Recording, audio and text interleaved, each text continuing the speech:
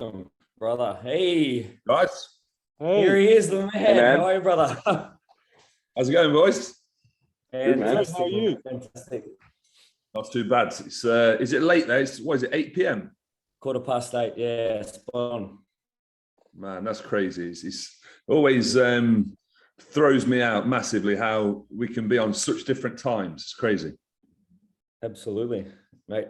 I really appreciate you joining us, man. We're I'm going to just do like an official intro for the podcast, and then we'll just edit out this bit later, and then I'll just introduce you, and then we're just going to talk some shit, man. Roundtable a few things, talk about your Arnold prep, a little bit about what you've been up to on holidays and stuff, and make sure that we get you out in time, bro, because I know you got a bit of shit you got to do. So we really do appreciate your time, man. Awesome. No, it's good to be on. Thanks for having me. So, guys, welcome back to the TMG podcast, the Prep Coach podcast. And today we have a big episode. And I've been wanting to say this all week. Today we have a giant episode. And I've already been told by my wife, who knows that I'm a very big fan of this man. I've posted about him over the years, and I have said that he has potentially the most iconic front lat spread in open bodybuilding today. He's joining us all the way from the UK, and we're very appreciative for his time. The one and only, the giant, Jamie Christian Johal. How are you, brother? Hi, guys. Thank you very much for having me. It's a pleasure. Let's shoot the shit. Can't wait. So we've been putting it out to the fans here in Australia. You're obviously very popular here as well. So we thought it'd be great to get you on and just get your thoughts on a few topics. And obviously, you know, not just as an open bodybuilder at the top level in the game today, but also as a top level coach yourself. I know that you have a lot of clients who have some very impressive physique. So we're going to talk a little bit about that. But we know that you just got back from holidays with the lovely missus. So whereabouts did you go? How was it? And how did you train? How was it? How was your nutrition? What happened while you were away? So perhaps not the best to say, because it's going to be bad advice for clients, but we've got to be honest, right? Absolutely. So went to Mexico for 10 days. The holiday could have been better, but I'm not one to moan. You know, we ended up going away. It was a nice break. They had a pizza bar, so that was like a big tick in the box. And that was pretty much the diet. Every day I was at breakfast, and then I'd eat 2 flank steaks and 2 pizzas for dinner. Wow. I'd go and have some pizzas before I went back to the room. So I'd probably have like 4 pizzas a day for the 10 days I was there. So that's right, yeah, 40 pizzas on holiday. That's it was like, they're as big as my head. So they're not like, well, I have got a big head, but they were not massive. They're entree pizzas. They're starters. That's it. How much weight did you gain?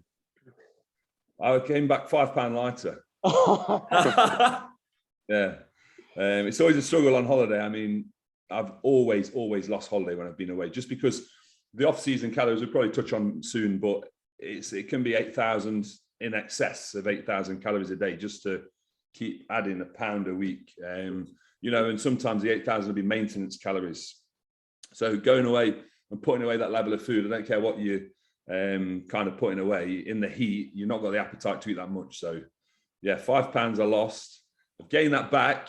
Obviously I've started prep now, but Milos is a psycho. I don't know where that mind's come from. Like, where's that guy been born? But he's just on another level. The diet, it looks like more than off-season calories to start on. So I'm like, motherfucker, I was like coming back to manageable food volume.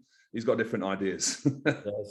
Yeah, and I think Michael and I were talking about Milos and his prep strategies, you know, maybe 6 months ago, and the fact that he likes a lot of food, MT, if you remember that discussion we had. And we definitely want to get into that in a little bit. So officially your prep has now started. So what have we got? We've got the Arnold in 16 weeks. Yeah, I think it was just past 16 weeks, the weekend gone. So we're currently like, you know, 15 and a half, and then 13 and a half until show in Italy. I'm going to do that one first. Yep. So that'll be a nice run out and kind of practice, I guess, for the Arnold, because that's being in the UK, not just Arnold Classic, but being in the UK, that's one I really want to kind of nail. Yeah. I think the lineup for the Arnolds, which has obviously been released, not just on your page, but it seems a very, very impressive lineup. Obviously, you got yourself, you got James, you got Martin coming over as well. The one thing that I've noticed is there's definitely quite a few guys in that lineup that you've beaten in the past. How important is the judging going to be on that day? Because one of the things we get confused about here, and obviously I'm a big fan of yours, is the discrepancy in judging when you step on stage versus who's there. Because I've seen you beat these guys with far better conditioning and then place behind them on other days where I as a spectator and as a coach, I just felt confused. Do you feel that as well? Or? Yeah, definitely. And I think it's just a case of I got to keep showing up because I'm so different. The judges are just used to a particular type of physique. Yeah. And bodybuilding is a judgmental sport, as we know. It's subjective. It's based on opinions and whatever you like as an individual, pretty much. So I guess these judges have just been, most of them are bodybuilders themselves. So they fit into a certain criteria of statistics, height, weight, etc. And they've been used to judging these guys who are between 5'6" and 5'10" for so long. And, they judge them on thickness, fullness, separation, symmetry. Put this guy on there, 6'5". It's like, okay, what the fuck's this?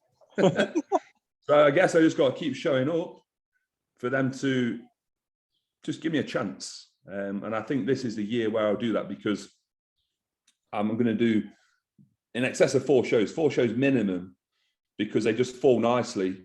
There's 4 shows between the first show and the 4th show is like 6 weeks, 7 weeks max. It's like every week or every other week. So it'd be stupid not to, but just like Samson and Regan and Rafa, I would say I'm in kind of their arena in terms of where my physique is and where my profile is, climbing the ladder as such. Now, obviously, they've made huge leaps forward now and they've got to Olympia, but they only did that by showing up and competing in multiple shows. I just think that's what I've got.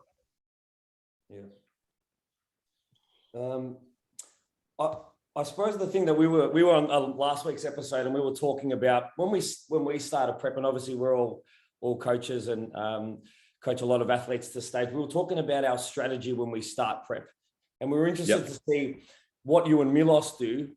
One of the things that we sort of agreed collectively is at the start of prep, when we feel like, there's a bit more fat on the body to sort of burn away, we tend to go a little bit harder with the deficit, not necessarily introducing things like more steps or cardio, but we tend to go a little bit harder at the deficit. Sounds like Milos is doing the complete opposite with you at this point. Yeah. I mean, to be honest with you, start of prep look like? So I'm currently on, and I include the post-workout shake in this because I don't usually have a post-workout shake. And I have a post-workout shake, so I'm counting that as a meal. And the meal total is 8. So there's 7 solid meals plus that post-workout shake. I can't physically eat the 8 meals within the day. So I'm going to bed at about 11 and I'm taking a fucking shake to bed still in prep and waking up for a piss and drinking that in the middle of the night. And that's in prep. Wow. So you can imagine the food's at a good level. It's probably 6,000 calories. I've not added it up, specifically, but it's around there. I know that for sure. But our ideas marry up quite well because as a coach, I like to start clients high as possible and just take the calories down whilst I increase the output. Probably like you guys, but obviously you're saying you attack that deficit quite early on, and then I guess you bring the calories up, or you just keep them. Yeah, we so close the gap. Yeah. But his mechanisms of increasing intensity, you probably know he's a big believer in double day sessions, so training twice a day. Mm-hmm. So instead of like saying, okay, we'll go from 30 minutes on the treadmill to 40 minutes, maybe an hour. No, we'll just do 2 sessions a day plus your cardio. So from off season, I was doing 5 sessions a week. I was having Wednesday and Sunday off. I've started prep doing 6 sessions. So I've lost the Wednesday. Yesterday was a bad day because my body was saying, Jamie, you're supposed to be fucking resting. What are you doing? But the plan is that in a week's time from now, so another week, we're going to check in, we're going to assess things, and the plan is to go from 6 sessions to 9 sessions a week. So we'll see. And just keep gauging the physique. He's very, I can be as specific as you want with this, but he's very adaptive with his drugs as well. So, you know, the typical bodybuilding cyclist will start 16, 20 weeks out, and then we'll do all the normal stuff kind of the back end, bring the hardeners in, and the orals like towards the show probably 6 weeks out. Well, my cycle is based over 4 phases, like 4-week blocks. Yep. And every block has got different injectables, different orals. It's just like fucking, I have to look at it every single day to make sure I'm taking the right thing. Of course, yeah. So yeah, that's very different for me, to be honest, because I like to be a bit more simple, I guess, with things like that. Yeah, I think, yeah, that's what we've seen online. And Michael, you obviously watched a lot of Milos' stuff as well. Yeah, I love his passion, and just he just loves it. He just absolutely loves the sport, and he's really honest. He's in his opinion and his feedback, and he'll say when, you know, why someone else beat his client on stage, and he'll give honest feedback. And that's what I love about him. He's real, and I love watching his. I love following him on social media because he always posts all the old school videos and the old school photos, and it's a trip down memory lane for sure. So yeah, I love that guy. He's awesome. And, you know, obviously he trains Regan and fellow UK Samson too. Yes, he's made quite the reputation for being the kind of like younger guy coach, right? Yeah, definitely. And I think that's only through what you just said, is that the fact that he loves the sport and he's got a lot of respect for the current athletes, whereas some of the older guys don't have the same level of respect. But yeah, he loves it. He's a big kid. I mean, when he was at the Arnold Classic in March and he was riding around with Regan and Urs from Germany on the fucking scooters, I was just like, man, this guy's nuts. Definitely. So Scotty, can I just jump in there for 1 sec? I was going to ask Jamie. I'm Scott, man. Nice to meet you. I'm just curious, when you started prep, obviously working with your coach, did you guys have, like, say, a set weight where you guys anticipated in the off season that you wanted to be as a starting platform? And then, for example, I guess basically break up your prep, so rates of loss of X amount throughout the prep. Like, do you look at it like that, or is it more in terms of quantitative metrics, or you go by like the look, like, yep, you're still where we need to be, we're going to feed you a little bit more? How do you go about that? I guess, like, we was working together since November, so the goal always was to get as big as possible in the off season. Milos was quite adamant and honest when he says, "Look, you want to get to Olympia, you got to be bigger than you ever been before. So we got to do whatever we got to do." So the weight went up. I mean, max weight in any of previous off season, like last year, was 322, and the weight went up to 340. So I was like 20 pounds heavier this off season. But that's when I went to the Arnold Classic in March. And I swear, if I didn't go to the Arnold Classic in March, I would have hit 350 because I was such a good routine and rhythm. And it really knocked me out of my stride going there. It was great for obviously like personal reasons, because I got a sponsor with Mutant and that's worked out great. But in terms of being a bodybuilder, you know, like the old Dorian Yates shadow just stays at home in his little fucking nest and eats does that. I don't think we can be like that these days. So that really knocked me for 6. And I came back and I was 10 pounds lighter. So I was like 332. Long story short, I then in the April went to FIBO in Germany. So another travel trip. And that coincided with me coming off cycle because I wanted 10 weeks off before I started prep. And I came back from holiday, I was 320. So I was looking at it like, fuck, I was 22 pounds heavier at a point in my off season. And you know what it's like, guys, when you're on cycle and you're hitting your groove, I looked a damn sight fucking better at 342 than I did at 320. So I'm like, I'm 22 pounds lighter and I look 22 pounds fucking shitter as well. But anyway, the goal from there, and to answer your question, Milos's view is, right, okay, we've got 17 weeks till show 1 when we plan this. We need to use the initial period to fill you back up as much as we can so we can start from that heaviest possible weight. And I was thinking it might have gone back up to 330, but it seems to have been very happy to settle at 325. So, that's what it is. But I'm one of these guys that in prep, I don't lose a ton of weight. My composition changes and I can end up at prep 20, 25 pounds lighter. So the aim is to be 300 on stage, which will be 5 pounds heavier than last time. And that was always the goal from my point of view, is to be not just heavier, but better than the last time you was on stage. And that shows that in the off season, you've grown some new tissue, and just, you know, it's been successful. So could have been more successful if I'd have started from 342, but shit happens. It's a lesson learned. Because I learned from that off season that not only with the travel, it kind of got in the way, but I think at one point I could have perhaps done a recomposition phase and dropped some body fat and lowered food. So I could have nailed my plan still, and perhaps the loss wouldn't have been so great. Yeah, and I suppose the unmeasurable there is how good was that 10 weeks off? Not necessarily for your physique. I'm just talking about for your health. Like when was the last time potentially you had a 10 weeks straight off? So like you must have been towards the end of it feeling like, you know, maybe this isn't the best you've looked, and it's probably worse in your head than anyone else's. But how good was having 10 weeks off for your health? Do you know what? It's great. And it's something that I've like put in place with all my clients now. Yeah. You know, when you push things yourself, you see the results and your clients want results, then you're inclined to kind of push the boundaries for them as well. So I won't go above with a client now a 20-week cycle. And my view is that if you're on for a certain amount of time, you should have at least half the amount of time off. Yeah. So if they're doing a 16-week cycle, they're off for 8 weeks. If they're on for 20, they're off for 10. And I think that's just a nice way to work it. That's like a minimum as well. You know, if you do more off, then fantastic. But I mean, you guys probably know the mental aspect of managing that, looking at yourself, feeling softer, the performance isn't quite where it was, the recovery isn't where it was.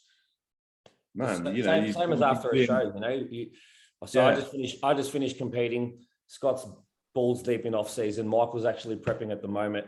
And, you know, you just go through those same cycles. You know, you look at yourself when you're peeled, you look fucking amazing. Your strength is shit house. You finish your show, you start to put some fat back on. Your lifts go up, but you look like dog shit.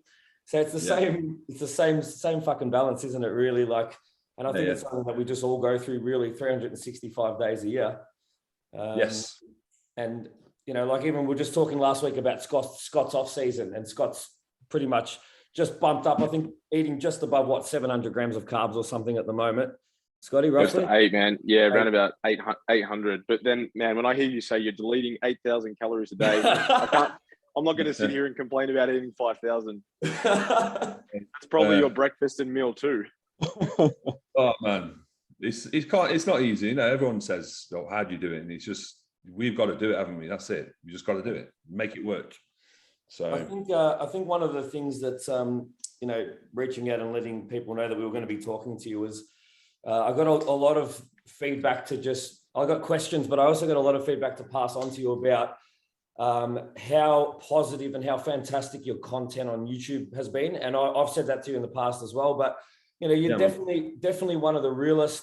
You're not only putting out good training content, but you're talking about real life things and giving people, you know, the best and honest advice. You're obviously very open and honest with your usage, which helps people make better decisions. Is that something that you really pride yourself on? It is, because I think there's a lot of like smoke and mirrors in the sport, a lot of dishonesty, I guess. People lying about what they're taking and saying they're doing things they're not.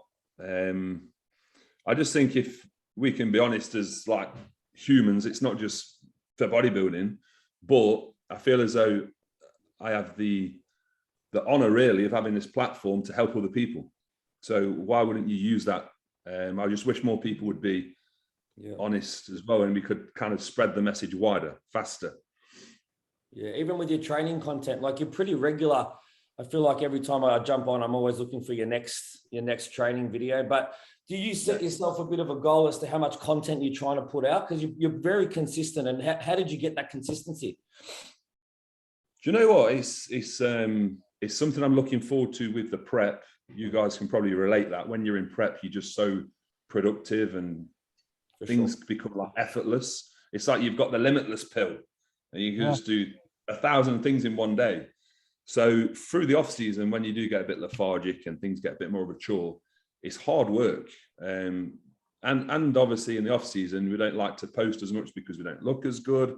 We run out of things to post. We get bored with our own content. So then we start thinking, well, if I'm bored, the viewers must be fucking bored, right? So it's just constant cycles, isn't it? But I always try and post things from a helpful standpoint. So there's a message behind it, not just a picture and a little caption that doesn't mean fuck all. But my videographer actually says, look, if you want to do content regularly, why don't you just pay me for the month, and then you've paid me, you got to get the videos in. So it's like kind of put it on me. It's good. Yeah. So now I pay my videographer up front for the month, and it's like, okay, we best do this shit, so I'm not wasting my money. And that's something people don't realize as well. I don't make thousands of pounds doing YouTube videos, like far from it. I make a few £100 a month. You know, I've not got 100,000 subscribers. I'm not getting 100,000 views per video. It costs me £1,000 of my own money to do YouTube videos each month. Cool. So that's like me paying for content just to give to the audience. You know, I'm not making anything from it. So I don't know whether that goes towards my, you know, trying to help people. I'm not sure. I don't know if it says anything about me as a human. I'm not that bad. I think it's fantastic. And like I said, the consistency's always been there. You've been on it for a long time. Now I think we're all pretty much the same age. Jamie, you're 36? I am, yeah, 36. Trimboli, you're 36. Yep. Yeah, I'm 35. Scotty? 34. 34. So yeah, we're all of the same era. The other thing that I got a few comments about, which I wanted to ask you about, and boys chime in at any time, was your partnership with Newton. Looks to be a great fit. You seem to be happy. It seems like it's working well. Is there anything you can let us in there? I know we're going to quite a few trade shows this year. So we're going to the Dubai Muscle Show, which is in October. Yep. And then we're going to Olympia as well. They're also at the Arnold Classic in the UK. So as a visual presence, I think they're wanting to do more within the bodybuilding community again, because they went a little bit quiet.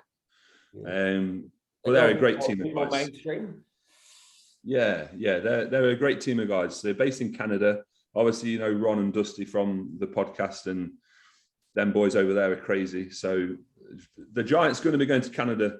Hopefully, I think with prep and things and the Olympia this year, it's going to be early next year. But I'm looking forward to that trip because it's somewhere I want to go. And I definitely have got Australia on the agenda as well. So yes, we'll see you boys over there. What's the status of affairs with all the shit that's been going off right now? It's kind of calmed down, to be honest, a little bit. You know, no mask wearing really, less public transport on an airplane. There's no vaccine passports, you know, where you need to, you know, check your vaccine passport to get into a cafe or a restaurant or a concert or wherever that may be. So it's pretty much all gone away, to be honest. You can travel between all your different states and cities without a drama. So it's pretty good. It's pretty much back to normal now. Yeah. So I think we just got the exclusive here that the Giant will be doing the Arnold Australia next year. I think that was what. Hey, why not? That's a good thing, actually. Has anyone ever done like an Arnold Classic tour? I might just do every single Arnold. Man, you'll qualify for the Ono dramas. Yeah. Down here, I think you do damage. Serious damage. Yeah. So you mentioned before about potentially 5 pounds above last time stage weight. Mm-hmm. Where are you hoping those 5 pounds have gone? Oh, I mean, the weak parts of the back, the back end, really, back, hamstrings and calves. I might have had half a pound on the calf. I'm not sure. I've been training them. Milos has got me training calves and abs every day now as well. That's another thing for prep. So wow. My calves are sore. Did anyone see on, I don't know, Jamie, if it was on your YouTube or it was on your Instagram, you did Milos made you do a 3-minute calf set. You would just have the calf raise for 3 minutes straight. Is that right? It's 2 minutes, but it's fucking feels like 30 minutes. Yeah, it's hard. If you never tried it, try it, because you think, oh, it's quite easy, like a minute in and it starts to bite and then it's hell. Just do it on like a seated calf raise or standing. moderate weight. Once you get to a minute, you're going to know about it. Oh. I see Scotty's brain ticking over at the bottom there. He's thinking, I'm Yeah. like, Yeah, your missus to like grab you by the balls to take your mind off your calves. That's the best. that's the best. Because Milos does a lot of those like 10-second negatives on a hack squat and things like that, right? Mm-hmm. They're pretty. Yeah. I don't know if you guys are like log bookers or progressive overload people. Yeah. But my belief, and I know Jordan Shallows came out with some literature on this recently, that progressive overload is like one element of something that we can like wider associate with progressive stimulus. Yeah. So obviously the muscles are stimulated by all sorts of mechanisms. And that's what Milos does. He like chucks in every fucking little grenade in the little tent to blow the whole thing up. Yeah, and I think one of his big things is like, you know, I know he gets a lot of comments and messages from like, you know, complete science-backed coaches, evidence-only backed coaches. Yeah. And I think one of Milos's big feedbacks is like, yeah, but all of your evidence backing is on normal people, not 6'5", 325-pound bodybuilders, right? So, and you have to half think that, you know, we're obviously all evidence-based as well. You know, we take the best practices and we use them, but you have to half think, you know, he's got to be right in some sense. There are no studies on 300-pound bodybuilders in reality, is there? So there's not. I mean, the big debate at the minute is about the protein, isn't it? High protein. I don't know. He loves his protein. Yeah. He's like 60, 70 grams protein per meal. I imagine he would drop it a little bit for like smaller guys, but not a lot. He's definitely super fascinated with his proteins. You know, he won't back down from that one. no, he's big on that. I've got a funny question, but it's a legitimate.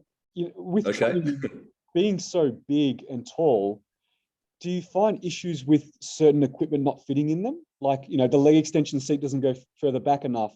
The leg press, you hit the top. The lat pull down, you're kind of hanging, but you know it's racked. Yeah. So you find issues? Yeah. It obviously depends where you are. Luckily, obviously my gym's private, so the equipment in there's some of it's like hand picked by myself because I know it's like good and it fits. But even the lat pull down, it's hard. You know, can't get a full stretch. It's like just shy of a full stretch.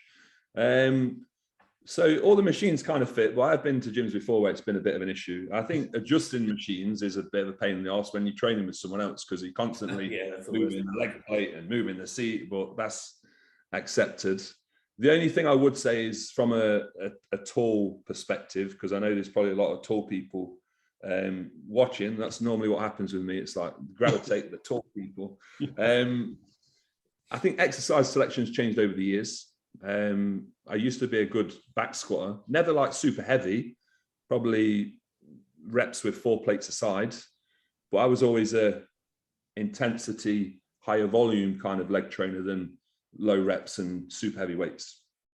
I've had to do hack squats or leg press. Smith squats I've just started bringing back in, but at a point, any kind of squats, free weight just went on my lower back. And that's what I find with taller guys. We have to be conscious that anything bearing on the lower back can cause us issues like long term. So it's just protecting that. Yeah, I think all of us. I think I'm 6'3". Scotty, what are you? Be 6'2", 6'3"? Yeah, well? 6'2", 6'3". Yeah. MT, you'll be over 6. 6. Yeah, that's all right. It's a giant podcast. Yeah. The giant podcast, just with a few less kilos on this end, but yeah, no, definitely. And that's funny enough. I've got a list of questions that people sent in that they wanted answers from all of us, and one of them was favorite squat for hypertrophy: Smith, barbell, or hack. So we might as well ask it now. So we know you're probably a hack squatter by the sound of it. Yeah, I do like the hack squat, but if I didn't have any kind of niggles, I don't think there's anything better than standing up straight and squatting down and up. You know, there's something about the angle on a hack squat or a leg press that can take it off the leg. a little bit, you know, might spread the load a little bit more. But when you're going up and down like a fucking piston on the squat on a bar, there's nothing that beats that. Yeah. Scotty, what do you think? I tend to agree. I'm a little bit old school in that sense. I think I enjoy using a Cybex or something like that, or even the pendulum squat. I'm a big fan of that. But I found that you'd probably find that as well, Jamie. My knees, whenever I'd pendulum squat, would get stuck on the barrier that sits to the side, and it would used to fuck me off for a while. I was getting hip impingement. But I think the back squat, even safety bar. I don't know. Have you tried incorporating some SSB squats? Yes, I've not touched it for a while, to be fair, but they are good. And I've also got a belt squat. They're good. Have you tried one of those? Yeah, I was playing around with one of them yesterday. They're incredible. Yeah. So there's definitely options open to us, but I think in terms of like the best exercise for legs, I don't think you can beat the squat. Yeah. What are your views on weight versus like rep range and intensity? I've always found that for legs, if you hammer them for like 12 to 15 super intensive reps or even a drop set, I would see more benefit in that than doing 6 reps. Yeah, I haven't done a lot of leg, you know, in that low range rep scheme. The thing that I've sort of been doing a little bit of lately with my clients is, you know, a lot of that like undulating periodization strategy where, you know, I have 5 days a week, 2 of them are volume, 3 of them are heavy. And then on the next week, I tend to switch it out where I go 3 of them will be heavy and 2 of them will be volume. So I'm just always hitting all rep schemes, you know, similar like Milos said, it's like, there's many ways to induce hypertrophy. So what's to say that 8's right and what's to say that 20's right? Why don't we just do both? Yeah. But I certainly don't recall doing much in anything 6 or below for legs really ever. Yeah. So I think for things, you know, obviously isolation movements like leg curl, leg extension, those kind of things, you're always going to go on the higher end of the range. But I think something like a leg press, where you'd normally go higher reps than you would maybe a squat, just because of, you know, you're not huffing and puffing as much, or if you are, it doesn't matter so much. Whereas in a squat, if you're losing control in your core and you're just heavy breathing the whole time because the reps are so high, it might be a little bit hard. But if you're heavy breathing on a leg press, big deal, just keep pushing, right? Mm-hmm. Yeah, definitely. Yeah, there's nothing like gassing on the squat. Especially at our height as well. Now that gym you mentioned, is that because I just see it's normally just you and your training partner in there. And that's another question we got. Do you like to train alone, or do you like, and this is a question for all the boys, do you prefer to train alone, or are you a training partner person? Training partner, yes. I think that just having that extra assistance and kind of camaraderie in the gym is brilliant. It definitely helps your sessions, especially when you perhaps might not be feeling it one day. Your training partner, I mean, I've got a crazy training partner, so I'm never getting out of a hard session. It's always going to be hard, which is like, you know, credit to him. Gym environment, I found that when I owned my own gym, and I don't think it's the same as if I was to go into a commercial gym as a guest, but in my own gym, you know, it was, where's Jamie? We've got a question for him, and I've got staff members working, and they'll be like, no, we need Jamie, and it'll be some stupid question that the staff could have answered. So I think the pressure on me to just be a manager of the gym was kind of too much. It definitely got in the way of my bodybuilding, but not only that, it made me feel anxious about training in there, which was obviously bad. So COVID was actually a blessing in a weird way, because I never would have got the opportunity to train by myself if it wasn't for the lockdowns. And, you know, unfortunately for the people that did train there, we had to close it because it wasn't earning a great deal of money. You know, my main source of income was sponsorship and coaching. And it was a fuckload of stress to keep running, as I said. So we closed it, it's private, and it's so much better. I just go in there, we get the shit done. We have the obviously free run of the gym, choice of machinery, and nobody asking me stupid shit. Easy to do your videos as well, I imagine. That'd make a big difference. Exactly. You know, take the dogs there, they can run around and whatever else. It's definitely a good thing. And it may open up to the public in future when my like competition status changes, but who knows? We'll see.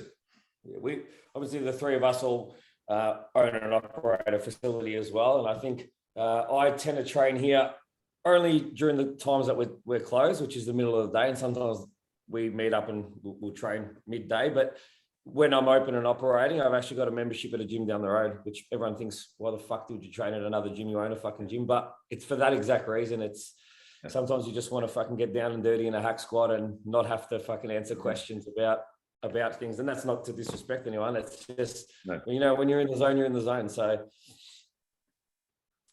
yeah, I love training. I got a gym at home due to COVID. I just decided to fit out a gym at home in the garage, and I absolutely love it. Like I don't need anyone yelling in my ear at all. I'm pretty self-motivated, so I might put on the TV and put a good movie on, like a Rocky or something, or I might jam some tunes on, whatever that may be, and just enjoy myself in there. And because at the moment it's winter, so it's really cold, I can put the heater on, and in summer I can put the air conditioning on, and I can just be a sook, you know, and just enjoy myself in there.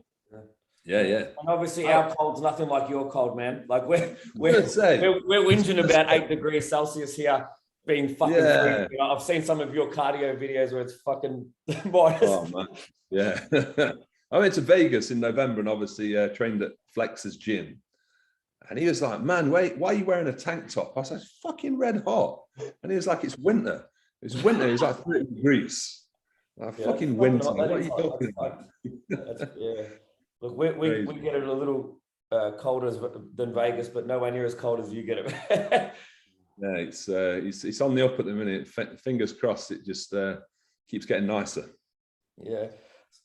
I got a couple of questions because I know you got to run, man. I don't want to keep you or not, but I've got a couple of interesting questions that got sent in. Some of these are from bodybuilders. Some of these are from fans of yours who are females here in Australia. So we'll just some of them are stupid, some of them are fun, but I'm going to ask them anyway. So okay, no problem. Yes, one of our supporters wrote in and asked that she notices that you, whenever you go out, you obviously dress very, very well. Do you take your fashion very seriously? I mean, my wife, she's a pretty lady, so I can't let her stand me up too much. Yeah. You know, if I'm going out with my fucking Jordan shorts on, I'm going to look a bit daft. So I guess I do like to look smart. It has become more difficult to find clothes, but I find a way. Yeah, that was another thing is, you know, how difficult is it to find clothes? I imagine it would be difficult in prep, but at off season at 3:45, I mean, yeah. What stores are suited for the dry? And there wouldn't be many, surely. There's no stores like physically I can go into, that's for sure.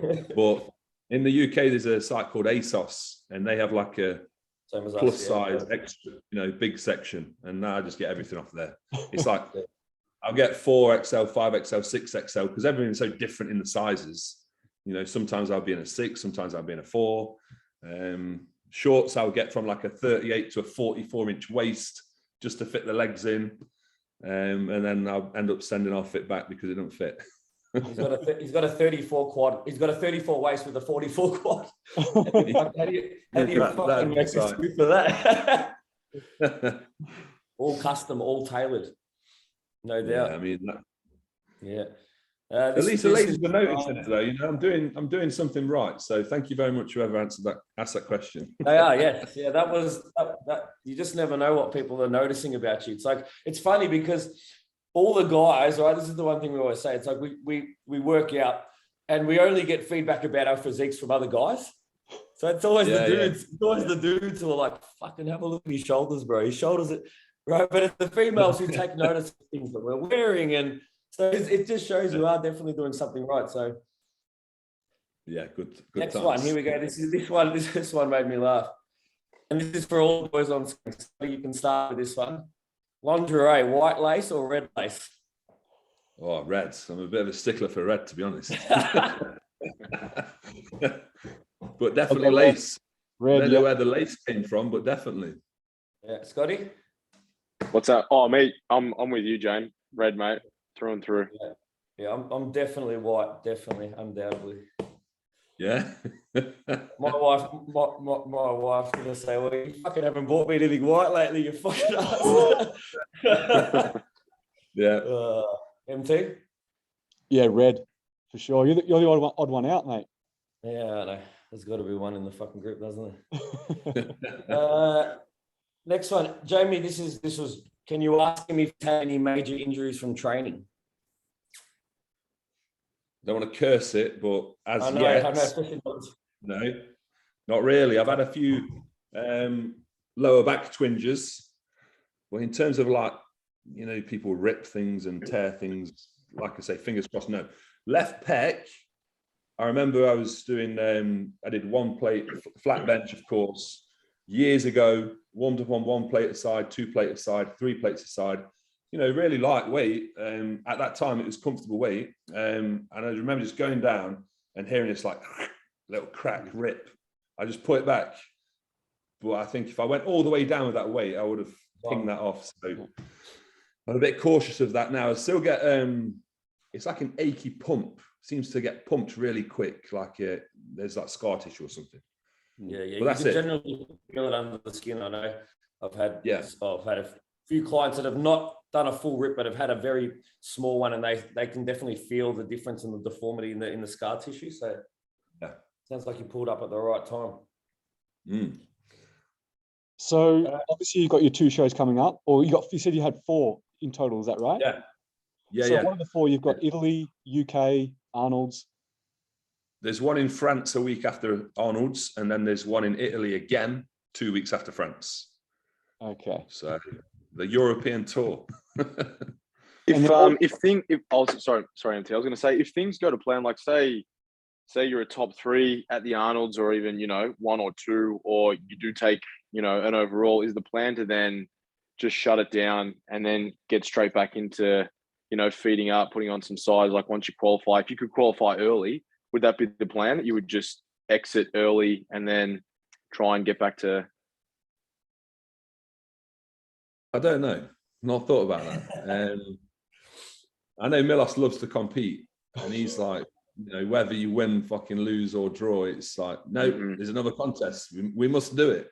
And I guess really it's a chance for us to practice things. It's me to have time on stage. That's one thing he's really a stickler about, is how you present your physique on stage.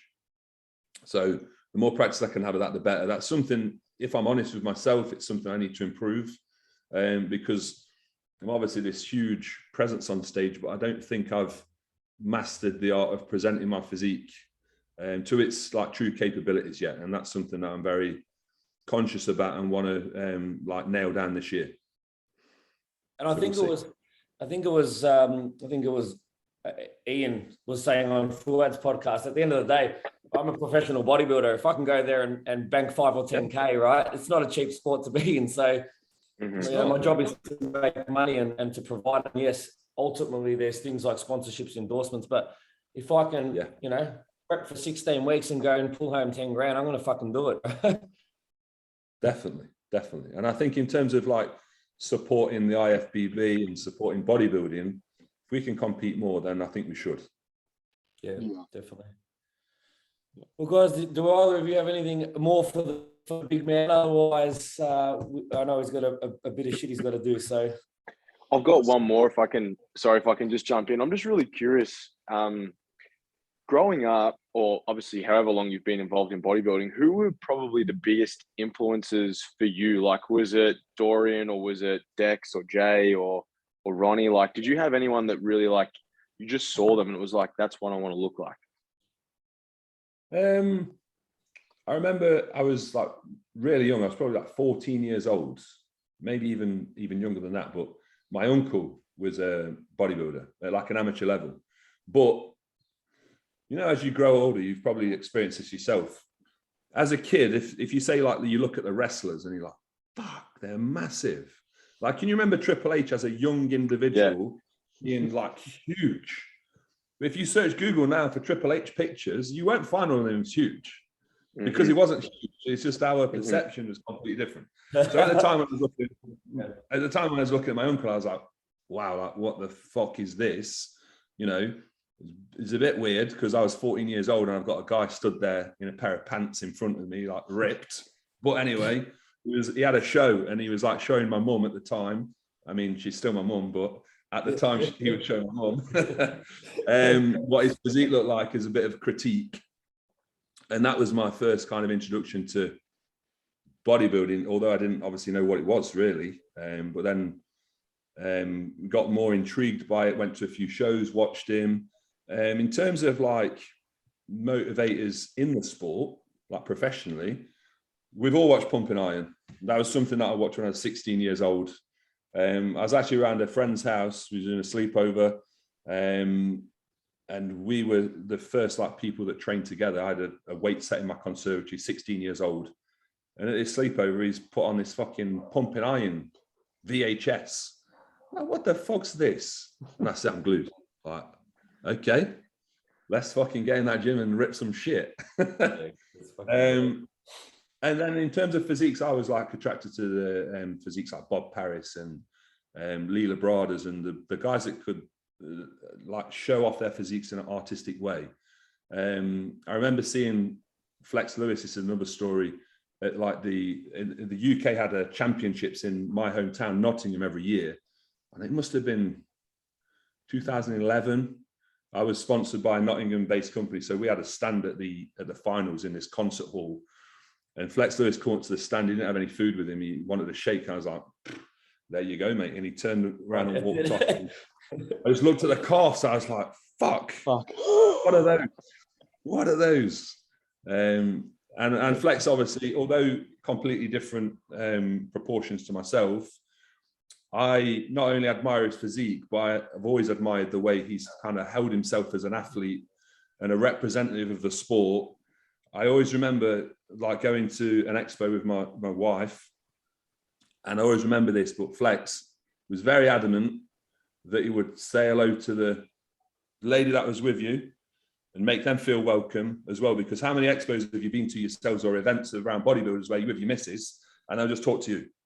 Like this person at the side doesn't exist. So now as an athlete and ambassador, I'm very conscious of making sure everyone feels comfortable. Feels comfortable, gets said hello and kind of respected, because I think they then go away with such a positive message, not, oh, he was an ignorant wanker. Yeah, exactly. Yeah. I was actually going to ask that question that Scotty asked about who were your influences growing up in bodybuilding. Yeah. But I guess let's end it on an Olympia note. So tell us your top 5 predictions for Olympia. Okay. Will there be for a this UK year guy in there? Or where will the UK guys sit in the Olympia top 10? Yeah, and on top of that, is this as good as British bodybuilding's been? I mean, there's a lot of great guys coming out of the UK at the moment. It feels like, there could be a number of them in the top conversation. So do you feel like the British bodybuilding is as good as it's ever been? I think so, because I think there's never, ever been a time in British bodybuilding where potentially, I think, 5 people can get to Olympia. Yeah. And I say that Samson, James, Nathan, me, and Mark Hector. Sure. Mark Hector's got 100%. So 5 people that is definitely got a great chance of getting there. I don't think there's ever been a time where 5 people from the UK have had that opportunity. So I don't know, it's definitely a good era to kind of be involved in the UK. In terms of how we will all fare, oh God, I think it's going to be a real shake-up this year, because I do think for the last few years, it's all been changing around. People getting older, people moving on, not competing. Obviously, all the shit with Ramy at the minute. Nick Walker's adamant that he's going to win. So it's going to be interesting to see if the judges still favour a Ramy, Nick Walker, mass monster kind of look, or think, no, now it's time to change. Now we're going for the more aesthetic physique. Yep. But then you've got these guys like Hunter Labrada and Ian that are aesthetic, but fucking huge at the same time. So it's kind of a hybrid, isn't it, between a mass monster and aesthetic physique. And then you've got obviously Bonac coming back up. Seems like a second wing for him. So he's more like a little pocket rocket, like a Nick Walker, and just got a lot of mass hanging off him. And then you've got Yeah. someone like Samson, who's that aesthetic guy, like a hunter. So you do have kind of trends, or they fit in categories, if you would say. So it'd be really interesting to see what they go for and where everyone's going to lay. That's it. I think this year, if I can make one prediction, I think Brandon Curry will fall off. Okay. He'll fall out of the conversation, just because I think there's like better people with more complete physiques. I think you can't discount your Bonnats and your Haddies, Ramy and Nick Walker and Hunter and Ian will all be in the top 10, obviously. There's just so much fucking strength and depth. It's crazy, isn't it? That Crazy. how many It's people deep are as on. fuck. Yeah. Yeah, I mean, I'll be honest as well, guys. You know, my priority and aim is to get to Olympia. I think I can definitely do that. Can I get top 10 at the Olympia this year? I don't think I can, but I'm not one of these guys that's going to be bummed by that. I would just fucking absolutely love to be there. That's the experience for me. If I made it, is going to be just out of this world. Yeah, well, there's not a massive list of guys that have made it to the Olympia, you know, so it's a prestigious list to be there, and you know, a dream come true for pretty much every IFBB pro that, you know, is competing anywhere around the world. So you would be in a select few. But you've definitely got 3 Australians in your corner here, brother. We're definitely big fans, and yeah, we just want to say, not only thanks for taking the time, you know, being, you know, one of the top competitors in the world, but thanks for all you do for the sport.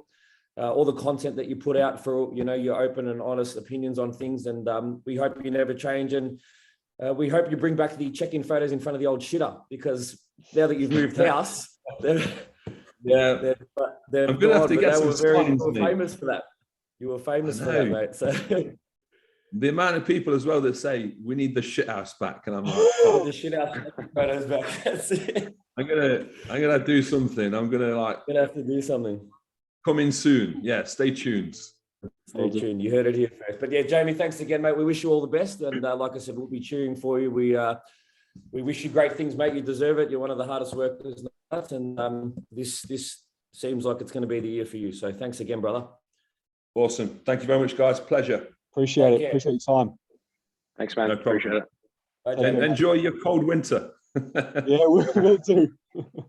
Thanks, See you, mate. mate. Take guys. care. See ya. Bye.